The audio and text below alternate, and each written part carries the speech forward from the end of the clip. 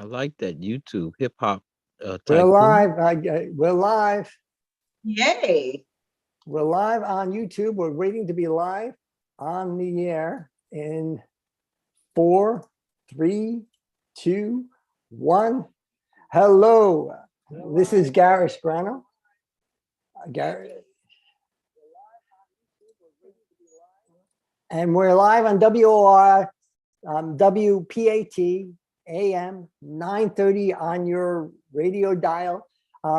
Please visit us at our YouTube page. And also our Facebook page, which is facebook.com/Christian Fellowship Council. Just join us there. Also, please go to our webpage, which is CFC page, cfcpage.com.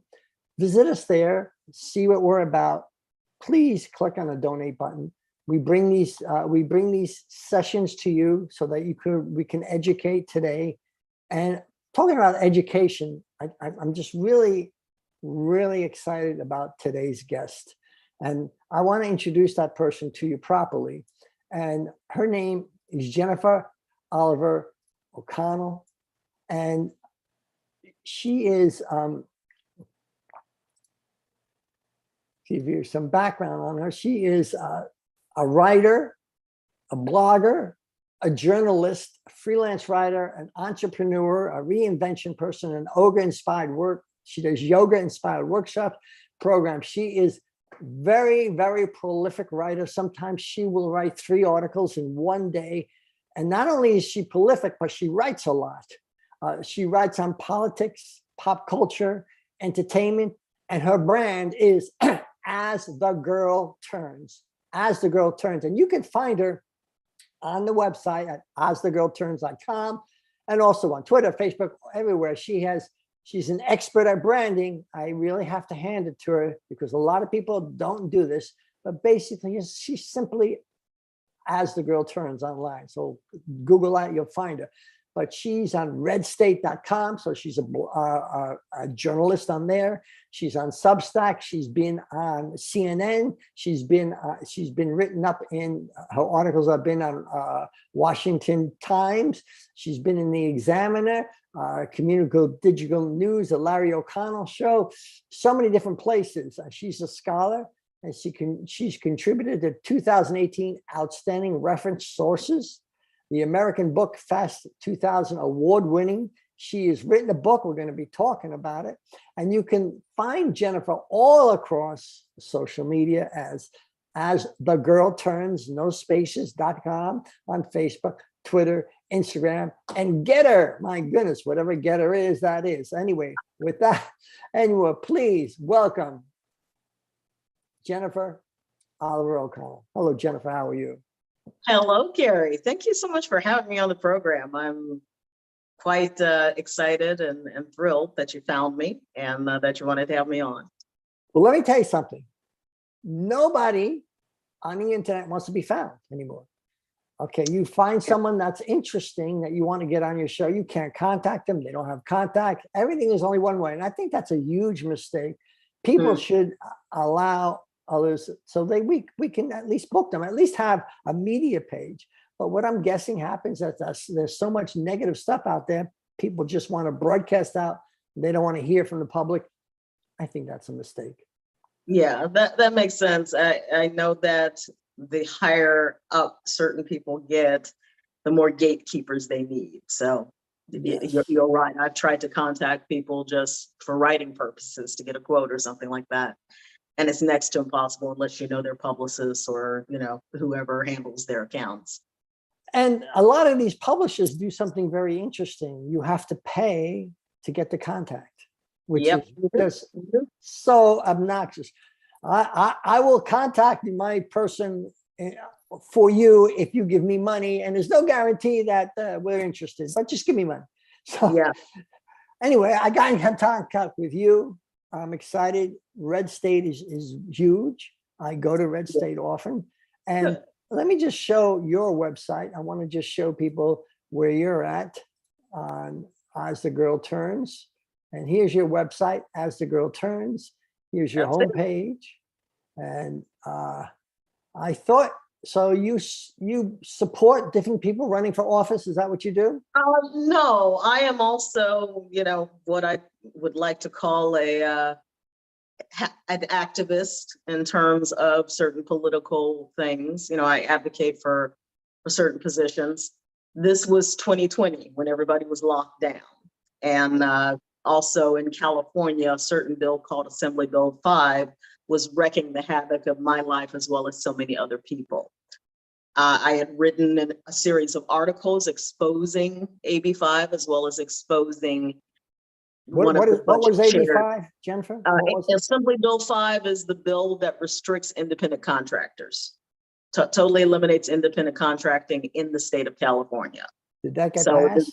It's not just about Uber and Lyft. They wanted to make it about Uber and Lyft, but it was anybody who did 1099 work in the state, high level to low level, was destroyed by this law, was decimated by this law, over 600 professions. Was it passed? Oh yeah, it was passed in 2019, signed into law, and 2020 was when it went into effect. Now, if you don't know, a good majority of independent contractors do work from home. Yes. So imagine during the pandemic, you being able to actually work from home. You already did it. Nobody had to force you to do it. But your state was restricting you from even working from home. So did this woman win? Did she win her office? She did not. I'm sorry. She great woman, but no, did not win her office. So I'm sure it has nothing to do with you. So I want to look at something else here since we're on your website, asthegirlturns.com. So you've written for the Community Digital News, yes. The great group of editors who used to work for Washington Times Communities moved over to their own channel. So Communities Digital News became that channel. And I wrote for them probably about 7 years while they were still live, covered a lot of political stuff, broke the AB 5 stories that I wrote on that page, and also covered, a multitude of other things that were of relevance. So sadly, the site is still live in terms of you can still get to my links on there, but I no longer write for them and they are no longer actively, putting out content. But you have two places you write for aggressively. I do, regularly. Red State, which is a Red State, which is a conservative right of center publication, had been around for a long, long time. And I, write on politics and pop culture over there. They allow me to be a contributor and it's just been absolutely great. And I have my own Substack page. And Substack, if people do not know, is a free speech platform. Basically, with all of this censorship and restricting certain voices, Substack says, we will not restrict your voice. You can write, you can produce, you can podcast. And Glenn Greenwald is probably one of the biggest names that's on there. He's a journalist, left journalist, but a great journalist for Guardian. And he had his own channel for a while before they kicked him off because they didn't like what he was talking about. The Hunter Biden stuff is what got him, in trouble. And so he's on that platform and, we have the option to just be able to write how we want to write, what we want to write, and allow people to choose to read it or not read it. Now, if I may be so bold, can I say that you're a minority within minorities in that being a Black female, you're conservative? Is that a true statement or not? We're not as minority as people want to make it. Okay, good. It suits, as far as I'm concerned, it suits both sides, left and right, to try to make us this unicorn. We are not. Blacks are probably more conservative. Blacks and Hispanic, I'll lump Hispanics in there too, but I'm not Hispanic, but we are more conservative than most people want to paint us. Why Blacks choose to vote Democrat and why they choose to support that agenda, that's another story. But the fact in terms of what we believe in socially, all of those things, what we believe financially, we are conservative. We're conservative people. Let's break it down. You call yourself, in your writing, so I'm not labeling you, a pro-life person. Is that true? That is correct, yes. So that's interesting. Where do you stand on some of the other topics that are typically discussed in terms of left and right? Name me a few, rattle off some. Again, off the top of my head, immigration. Immigration, I believe in secure borders. Every other country does that, or any country that's sovereign does that, has that right. Countries used to put up walls, literally. So why people will have fits about a wall is beyond me. It's about protecting the integrity, the values, the structure of a homeland. Okay. And it doesn't mean you're restricting people from entering that homeland. We've had a very robust immigration policy for years. The last person who shut down immigration was a Democrat. So trying to paint, pro borders and immigration sovereignty as something that's right wing is kind of a stupid argument if you look at the history. Okay. So I'm for securing our borders. I'm for tightening the laws so that in my life, I have known a good majority of legal immigrants, people who went through it the right way. One woman that I knew had to wait another 5 years to get her son over here. Wow. To pay those fees, to do, so it is really a disservice to those people who went through the hardship of going about becoming a legal citizen of the United States to say, oh, open the borders. Oh, they have hardship. Oh, this, oh, that. It's just a disservice to them. It's rude to them. Are you going to give them back all the money that they paid to have that happen? So yeah, I was totally on board with the last administration's policies of, keep them in Mexico, vet them. If they do have a legit claim, then allow them to come over, put up a wall to hinder and restrict people. I mean, look at the chaos that we have now. Oh, it's unbelievable. With all of this openness and bringing in God knows what. And again, melting down the values of communities, putting people in fear. Why would you want to constantly pour in a crime element so that people are perpetually in fear? That brings me to the next issue I want to ask you about. You're an investigative reporter. It just seems, tell me if you agree, that all of the main reporting agencies, and sometimes Fox News I'll throw in there, sometimes Newsmax I'll throw in, they seem to be marching to the exact same drum. Is it just me that perceives that, or do other people? It's not just you. There is a certain agenda that suits these corporate concerns. Fox is corporate, Newsmax is corporate, some billionaire down in Florida, I think, owns it. They have a certain agenda that they want to push. And so sadly, news coverage, whether it's left or right, has turned into, these are our narratives, these are our talking points, and their stories are crafted in that direction. Now, by the way, I do watch Newsmax. I do listen to them. I do watch Newsmax. I don't make a steady diet of it. I do like John Bachman. I think he's an honest reporter. And he actually has subject matter and people on there that you don't see across Newsmax. I like Tom Basile also, yes. Yeah, so I do like to watch him, but I don't want to disparage them or Fox. I just wanted to say, of course. I mean, they're at least, there's not a whole lot of major right of center concerns. Fox News is pretty much blew it in 2020 as far as I'm concerned. So I'm glad Newsmax is around. I'm glad One America News Network is around. We need more of everything. That way people can make the choice to either view it or not view it, dig into truth or not dig into truth.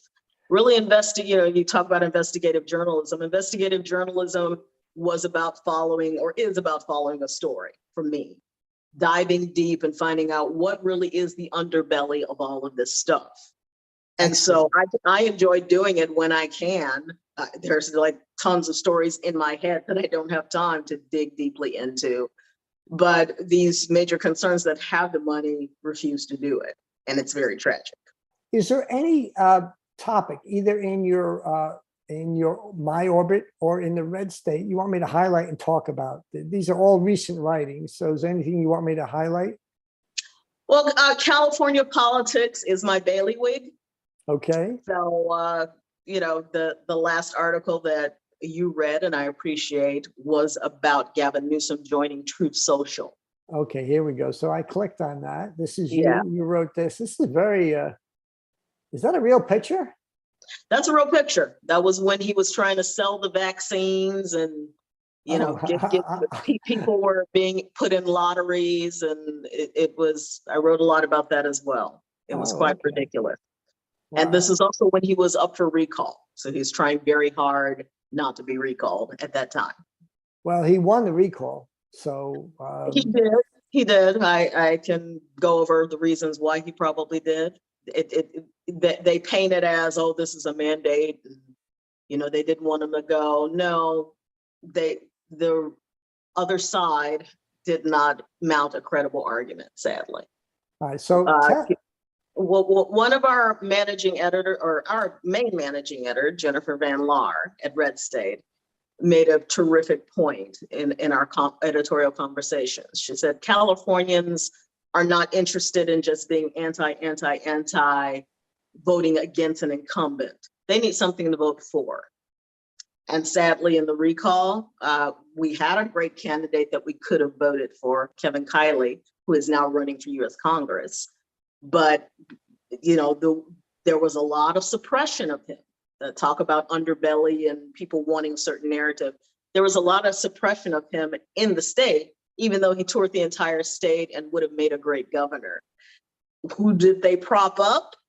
And this is Michelle Steele and a lot of that Republican money. They propped up Larry Elder, a radio host who had a baggage, truckloads of baggage behind him that Newsom was allowed to manipulate and exploit.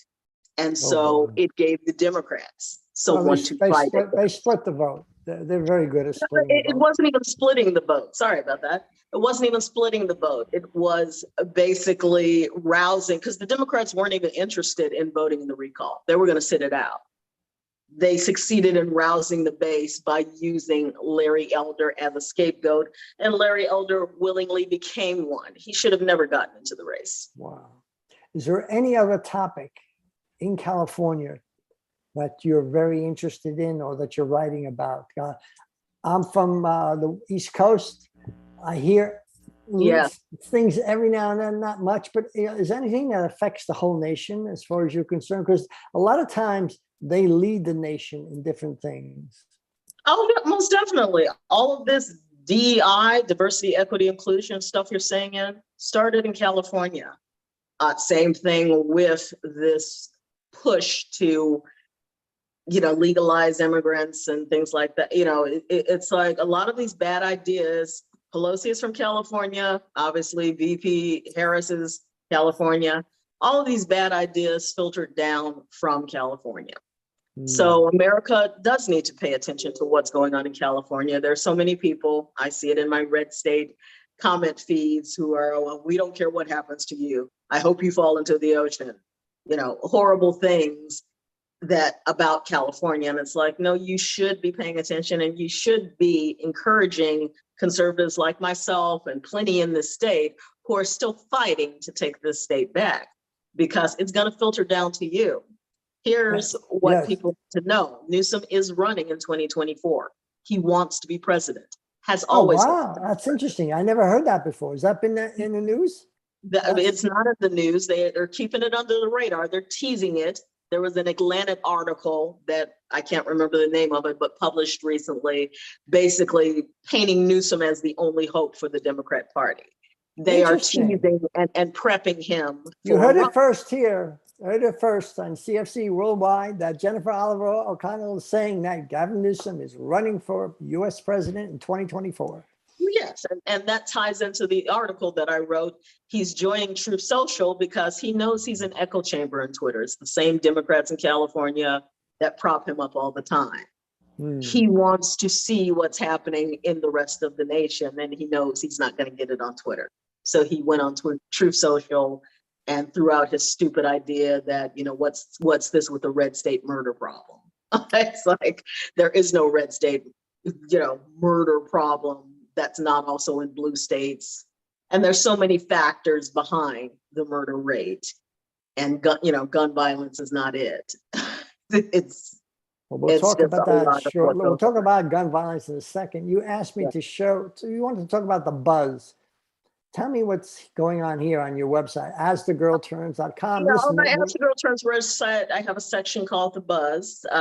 Sadly, not as updated as it should be, but it basically shows the other things that I do.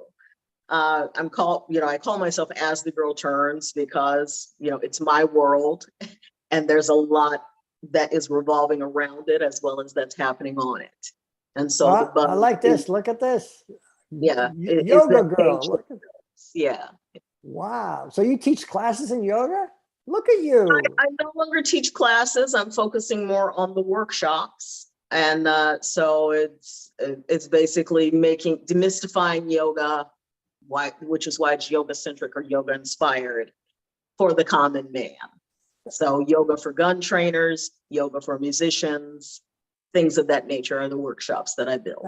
That's boy, you are a diversified individual. You do a lot of interesting things. Yeah, I try to keep it interesting. All right. So anything else here on your website you want to talk about before I get to my other list that you and I talked about? Not really. Go to the writing and find words and find my writing. Go to the Buzz and find what I'm doing next. American Hip Hop Tycoon. That is the book that will be published in July that I helped to co-author. Let me show that. Let me show that. Hold on.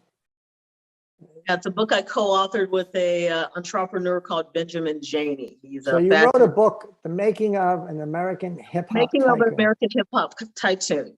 And who was that? Sorry. Who was that? Benjamin Janey is that tycoon.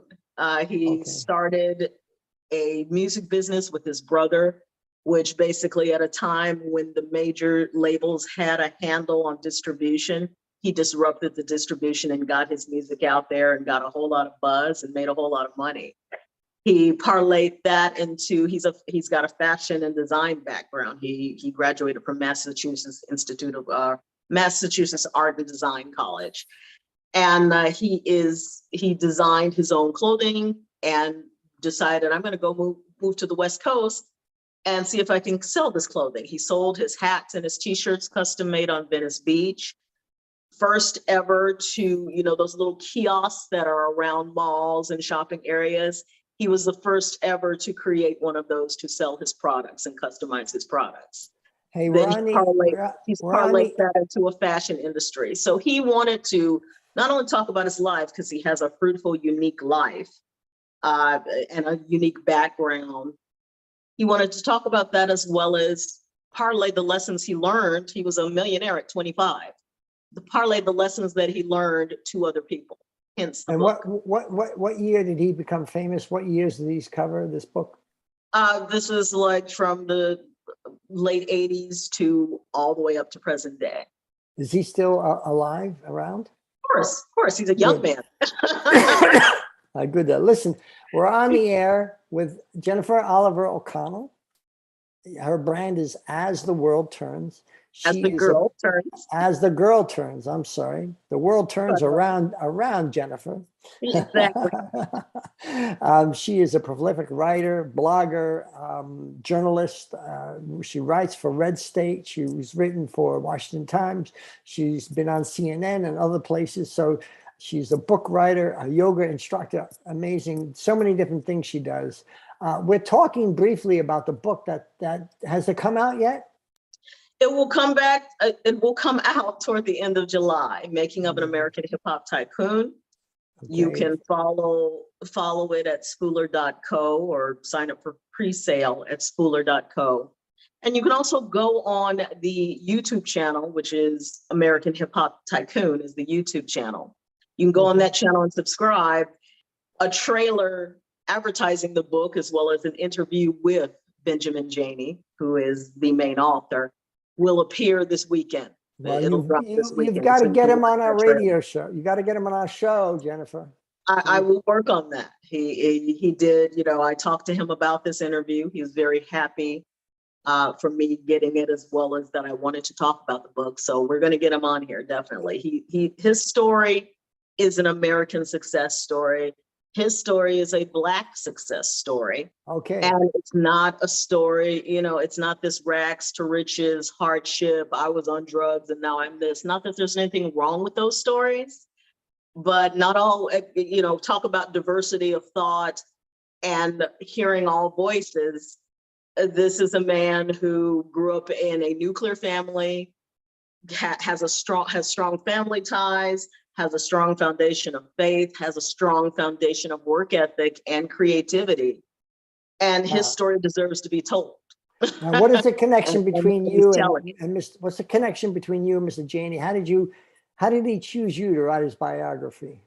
When I wrote for examiner.com and then also Communities Digital News, each stage of his, we were talking about publicists earlier, he contracted a publicist to connect him to certain industries as well as get his story out there. And so I was one of the first people to write about his story. He liked the way I wrote. He appreciated the way I presented him. And so he would contact me again about certain things that he wanted, you know, when he was moving from his HDLV, which is high definition living vibrations. When he moved from that into Schooler Co., which is his fashion technology arm, he wanted me to talk about that. And so, you know, we arranged to meet and gotten several articles and information from him. And when he was thinking about doing a book, he pitched me about it and asked if I wanted to be a part of it. It looks like a long book. How many pages is that book? Oh, probably no more than 250, 300 pages. It's not huge.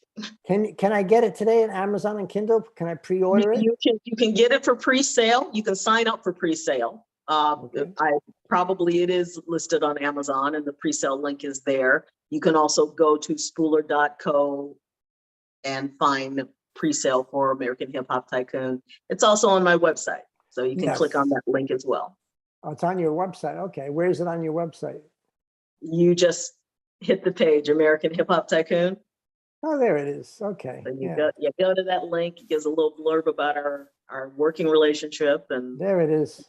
Gives he looks in great shape. Look at that. He looks young. Yeah, he is young. He is young. Look at that. American Tycoon. Hey, I have a song. Can I pitch to him? You know. Hey, you can. I could do hip hop, you know, maybe I could try. Hey, Daryl, are you still with us? I want to ask, I don't know if you're still there, Daryl. Oh, yeah, certainly. Candid Daryl is here, certainly. Yeah, please participate. Do you have any questions at this point for Jennifer? You know what? I think she's fascinating. Yes, she definitely is. I like the idea of that. I'm not really into reactive narratives.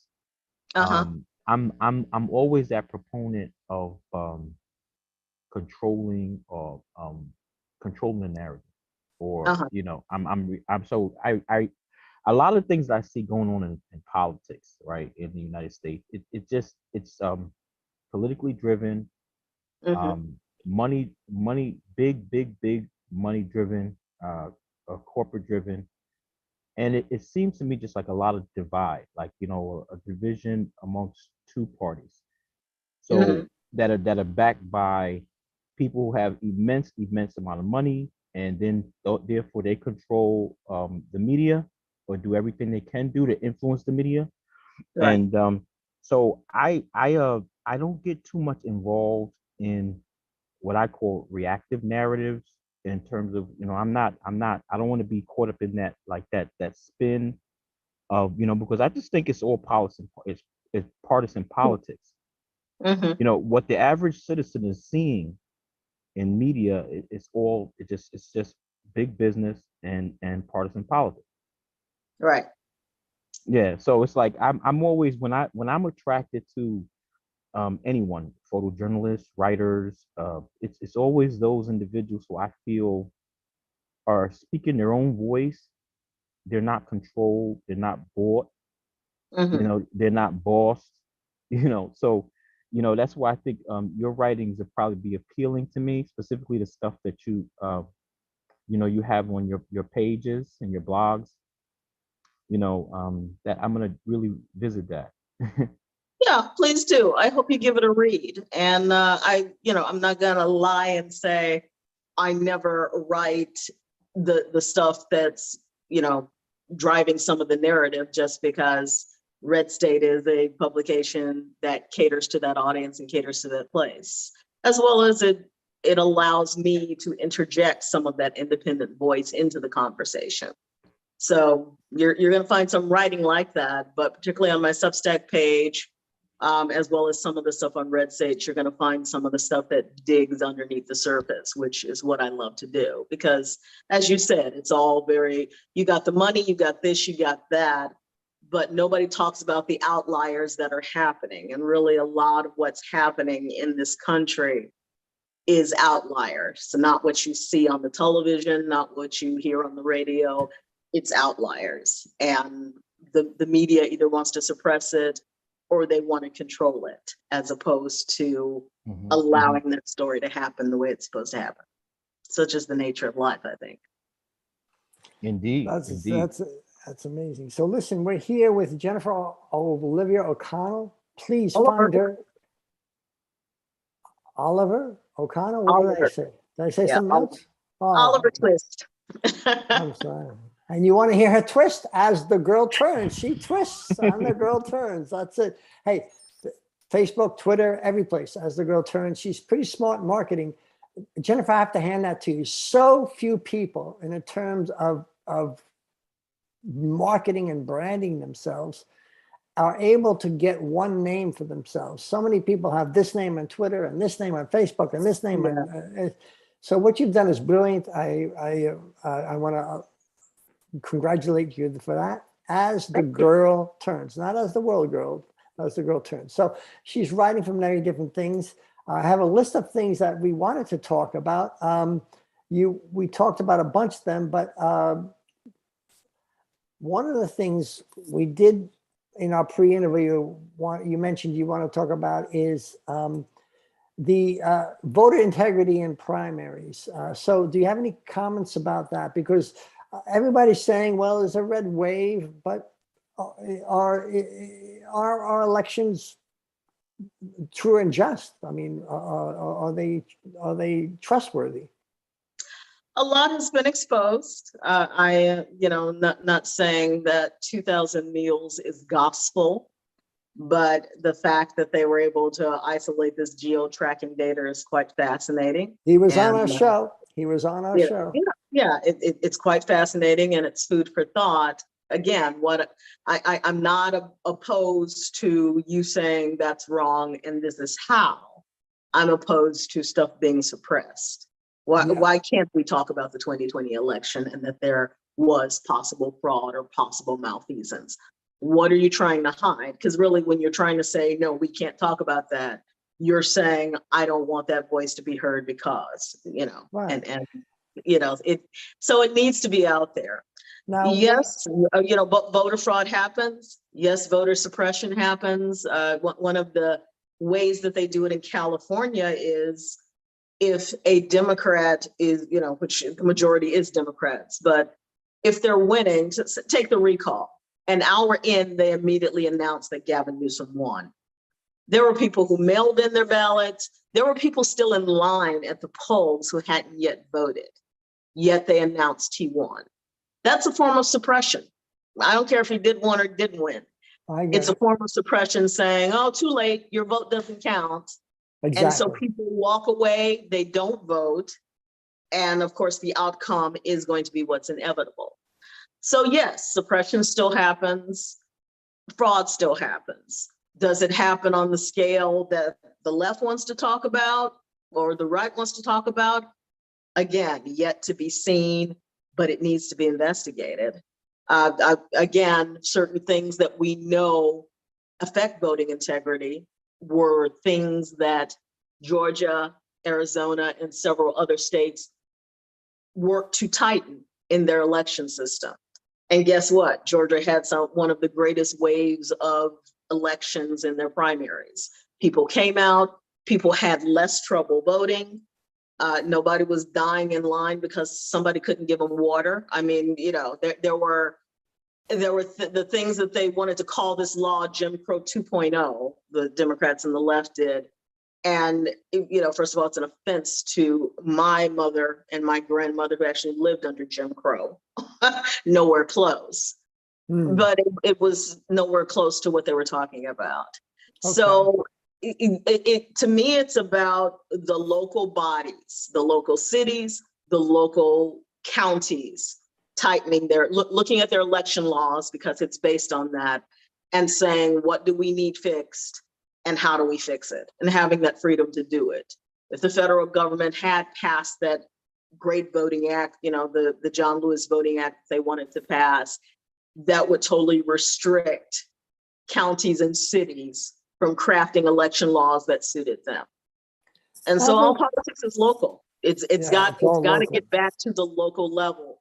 And the places that have gotten it back to the local level are the ones that are seeing greater election integrity. The places that are free for all, that's what you get.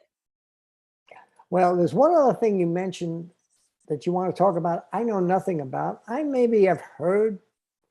Part of me didn't believe it, but I'm not educated on it, and I'd like you to inform us about food plants, inflation, food and food plants being on fire.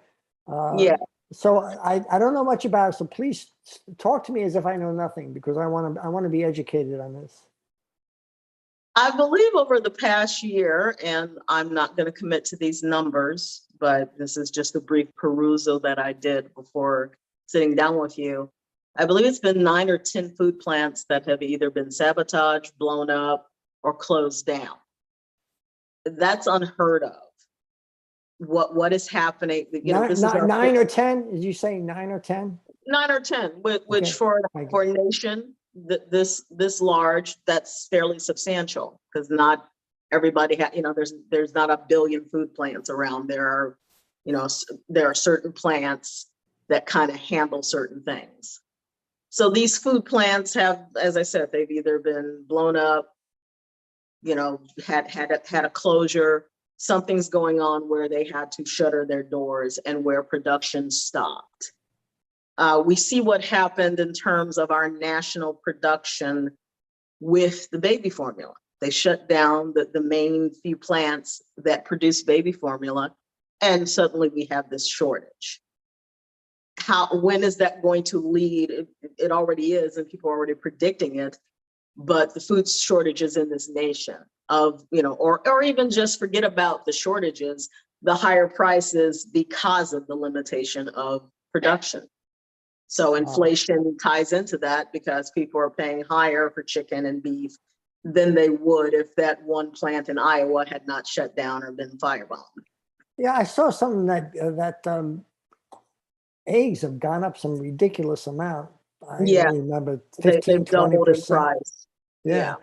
And gas, I know we're talking about food, but gas has gone up a lot. So is this just a coincidence, or why is this happening? Why do we have to, some people are telling us we got to start stocking food, there's going to be shortages. Is this something we should be concerned about? I think you should be concerned. The preppers have it right. Go preppers. Sadly, I'm not one, but I've done a little bit of, you know, storage. We need to be prepared, because we have an administration that is bought onto a Green New Deal, has bought onto a world control of our resources. And so because they've bought onto that, they're going to do everything that they've been doing has been to undermine the independent operation of Americans and of American industry.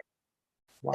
You look at all the laws that they are passing, it's to restrict and limit the farmers and the workers in the name of equity. Well, isn't that billionaire, I forget his name, Bill Gates, is he Bill Gates, yeah. Is he buying every He's buying farmland. I don't know how much. I try to pay as little attention to him as possible because that's another story. But yeah, Well, I have heard that he has bought up a lot of farmland, which is kind of concerning. The war that is going to be waged is definitely food. In California, it's going to be water, because I've heard that, yes. they're always preaching drought, yet they voted down a desalinization plant. But wasn't that billions of dollars, something like that? Billions of dollars that Not billions, millions. Could have resolved our water crisis, could have resolved our water pinch, as well as a majority of food comes out of, or used to come out of, the Central Valley and out of the Imperial Valley. Wow. And to restrict water from that area over environmental concerns or over anything, California, again, watch what California does. They did it first, and now Biden is doing it now. It's such a complicated issue, and to keep abreast of all these issues, it's not easy. And to be honest with you, it's not easy to get an opinion on some of these things. Sometimes they sound fine, but then you look deeper and it's not as fine. Sometimes they sound terrible, but they're really not that bad. So there's so many issues that seem to be happening at this particular time in this country that should or should not cause concern. And keeping up with it is not easy. You're doing that because you're not. It requires a lot of work, and people are now, I think the pandemic did this. One good thing that came out of the pandemic is getting people to look at independent sources and look at what is happening in their backyard, and finding out who those local sources who talk about it, which is why I try to be a local voice in terms of California politics. There's a couple of great journalists in Michigan who handle that. Wisconsin too. I found out a good majority of what I learned about Kyle Rittenhouse and the people who were shot by him. Sorry, I'm not laughing about them being shot. I don't think anybody was shot, I'm right? laughing about the way the narrative played out, the way they tried to make him seem like this horrible criminal when he was just defending himself. But a lot of the facts that came out that were correct were from local Jennifer, did he shoot somebody? I don't know the story. Kyle Rittenhouse, yeah, he shot an African-American person. He shot several people. I'm not going to say how many, in self-defense. Basically, he feared for his life. These people attacked him. He shot them. But he won the case. In other words, he was. And he won the case. He did. I'm not that familiar. I've heard stuff, and it was declared. I'm kicking my tripod again. Sorry. He was declared that he was acting in self-defense. He was not maliciously intending to murder people. And I heard he's suing some company. Yes, because again, talk about controlled narrative. The narrative from day one was to paint him as this white supremacist, gun-toting hick who crossed state lines. Oh my God, state lines. Like, I don't cross state lines all the time when I go from Arizona to California with whatever's in my car. That he crossed state lines with the gun, but when him having actually, that was untrue. His friend lent him a gun when he got over to Kenosha. He lived half-time in Illinois with his father, half-time in Kenosha with his mother, and he worked in Kenosha. So these are things that they left out in order to paint him into a certain box and to try to call him a white supremacist, and that this act of violence was racist when not one person that he shot was Black or a person. I'm going to tell everybody who's listening, when you listen to the news, listen, but then go to As the Girl Turns, Jennifer Oliver O'Connell, and see her writing, see what she's writing, get a different perspective. It's not that easy to find different perspective. Red State is a good website to find things, and you can see her blogs and journalistic writings there to get just a different perspective, so we can hear a different side. It's not easy to hear the other side. No, it's not, for sure. And I I appreciate different perspectives, whether I agree with them or not. I still read left of center publications, and ProPublica's got some great writers. Always read and look at what, because then they do some great investigations too. I don't necessarily agree with their conclusions or what they talk about, but I appreciate being informed, and I appreciate to get somebody else's lens and perspective. So I'm not saying you need to believe anything that I write or what other people who are writing at your local level are writing, but at least investigate and look them out and really compare them to what's being fed to you. Well, Jennifer, when I was young, they used to say all the time, I don't agree with what you're saying, but I'll fight to the death for your right to say it. Nobody's saying that anymore. Now they're saying, I'm going to fight to make sure that you're dead, so you don't say it. Yeah, I'm exaggerating slightly, but this whole cancel culture is aimed at not allowing a different point of view to be even heard or considered or even seen. Yes. And my question is always to that, what are you trying to hide? Why are you trying to push this? That's really a lot of my investigation behind what I did with AB5 and what I did with Phil Ting, our budget chair in California, and the affair that he had is, so what's the agenda behind this? Because really with this bunch, I'm finding there's always some deeper agenda. It's either a bright, shiny object that they want to flash in front of your face to distract you from what they're really doing, or it's adding to the underbelly of whatever they have going on. Jennifer, time always goes fast. We got about 6-7 minutes left. We still discussed a couple of things that you wanted to talk about. In that short time, you said you wanted to talk about today's educational system. I don't know the background. What is about it you want to educate us on? I want to let the nation know the Supreme Court just issued a decision.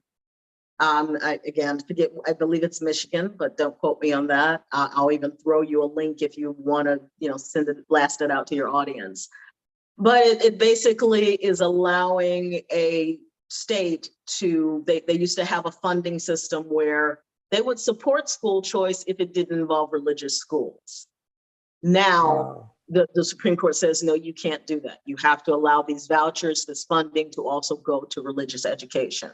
The left is losing their minds over this, Christian nationalism, white nationalism, Christianism. I don't even know what all that gobbledygooks means, but the clear sign is they don't like it. And if they don't like it, then it's probably good for parents. School choice has been a rallying cry for so many people for so many years. And thanks to these lockdowns, thanks to the foolishness of these teachers' unions, school choice is finally happening. Virginia is the poster child of allowing that happen, allowing parents choice about how they want their kids educated, what they want their kids educated in.